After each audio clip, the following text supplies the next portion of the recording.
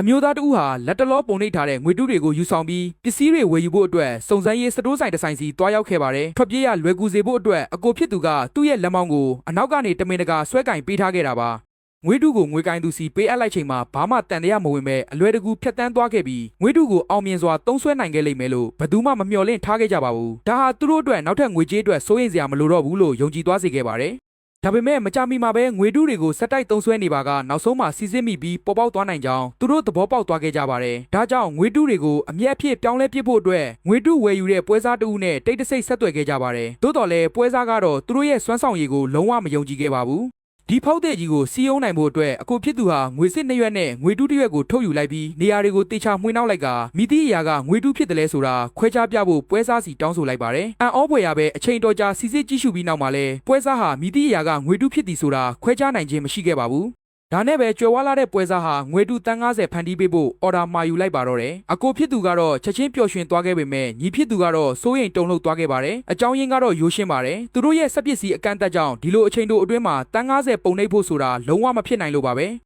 ဒါပေမဲ့အကိုဖြစ်သူကတော့ပုံနှိပ်ဆက်ယုံထူထောင်ထားတဲ့သူ့ရဲ့ဦးလေးကိုသတိရသွားခဲ့တာကြောင့်အေးဆေးစွာပဲရှိနေခဲ့ပါတယ်။သူဟာဦးလေးဖြစ်သူကိုပါဒီစီဇန်ထဲဆွဲသွင်းဖို့ပြင်ဆင်ခဲ့ပေမဲ့ဦးလေးဖြစ်သူကတော့စကားတစ်ခုမှမယုံကြည်ခဲ့ပါဘူး။တန်တရားတွေကိုရှော့ချပေးဖို့အတွက်အကိုဖြစ်သူဟာဦးလေးကိုအပြင်မှာအစားအသောက်တွားရောက်ကျွေးမွေးခဲ့ပြီးတမင်တကာငွေတူးနဲ့ငွေရှင်းပေးလိုက်ပါတယ်။အဲ့ဒီချိန်မှာဦးလေးဖြစ်သူရင်ဘတ်ထဲကအဆုပ်ဟာလဲပင်းစီရောက်ရှိသွားမတတ်စိုးရိမ်သွားခဲ့ရတာပါမမျှော်လင့်ပဲငွေကင်သူကငွေဆက်ကူကိုစီးစစ်ပြီးနောက်ဘာတုံ့ပြန်မှုမှမပြပဲပြန်အန်းငွေကိုပါပုံမှန်အတိုင်းပြန်လဲပေးရခဲ့ပါတယ်ဒါနဲ့ပဲဦးလေးဖြစ်သူလည်းဒီအစီအစဉ်ထဲပါဝင်လာခဲ့ပါတော့တယ်ဒါပေမဲ့နောက်ထပ်ပြဿနာတစ်ခုထပ်မံပေါ်ပေါက်လာခဲ့ပါတယ်